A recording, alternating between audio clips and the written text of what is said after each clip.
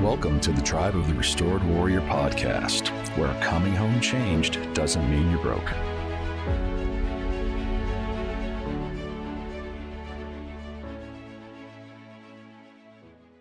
Welcome to another episode of the Tribe of the Restored Warrior. I'm joined today by Dr. Ben Yobst and Yuliya. So we're going to get right into it and talk about your background. All right. Thank you for having me, guys.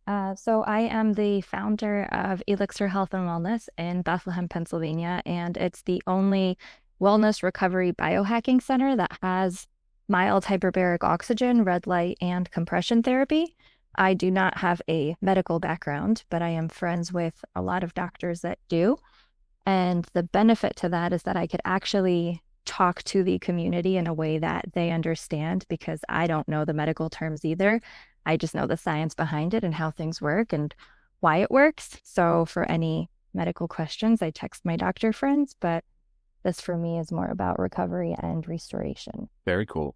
So could you get into a little bit of kind of what got you into helping the veteran and first responder community, and your motivations as to why they specifically need this type of therapy? Sure. I actually was born in Ukraine, and when the war first started about 4 or 5 years ago, a week in, I saw that a lot of my friends, family, neighbors were volunteering for the front lines, and they were not going through training. They were not given any types of uniforms, footwear, nothing.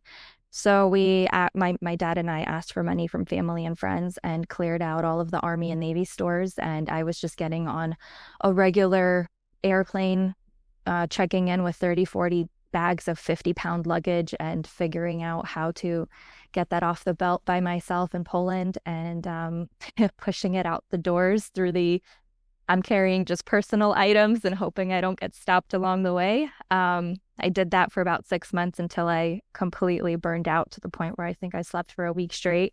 I couldn't talk. I lost my voice. So hit burnout. And when I recovered, the official channels have been opened for aid to actually get to those guys. And I decided to open a business called Elixir. And that burnout first responder, you guys are very near and dear to my heart, because I get to live here and enjoy peace and family time because of what you do. And I don't have to worry about what happens if there's a crime happening next door or we're attacking someone overseas. So I wanted to give back as much as possible. Awesome. Well, we thank you for that. With the therapy, so can you kind of walk us through how these different types of therapies are specifically beneficial to the first responder and veteran community? Yeah, absolutely. The hyperbaric oxygen is beneficial to first responders and the vet community because it is one of the only ways you can get more oxygen into the brain. And your brain is where, your gut as well, but your brain and your gut is where everything happens. Your emotions are controlled from there. Your immunity is controlled from there. And what it essentially is oxygen under pressure. You sit in a huge tent and you're really not doing anything. You could take a nap, you could watch a show, you could catch up with a buddy, and you're just breathing. And under that pressure, the oxygen goes into the brain, it creates new blood vessels, and it puts you into a parasympathetic state, which is just the state of being relaxed and recovered, or recovering, I should say. A very cool study that was done within the vet community was actually, they were studying PTSD and stress, and the researchers thought that looking at pretty fish would help the vet community recover. So they took them scuba diving, and they noticed that the vets felt a lot more at ease coming back up from the dives. And it wasn't until later that they realized it was the hyperbaric pressure of being underwater, breathing the oxygen, that was creating those effects. It wasn't the fact that they were seeing the colorful fish. Walter Reed has these chambers in their facilities. They're using them for very deep wound healing, skin grafts, things like that. And theirs is more research-based, like brain cancer. And I know a few guys who actually have done it there. But here, the chambers I have, they're primarily meant for stress, post-PTSD, post-TBI, sleep deprivation. I read your book, and that came up in almost every single person's story, is how much your sleep is affected, both being on shift work as a firefighter and having night shifts as a police officer, and sleeping with TVs on in the room with your partner being there and you hearing all these sounds, and it causing your brain to just go back to wherever you were stationed. So all of that is with the hyperbaric side. The red light works together with it. So red light has been studied by NASA. It helps charge up your mitochondria, which then helps you with things like depression in the wintertime, the seasonal depression of the whole East Coast that we experience. It acts as a vasodilator, so it makes the hyperbaric work better because it enlarges the veins. It's great for any kind of inflammation and pain in the joint and the muscle.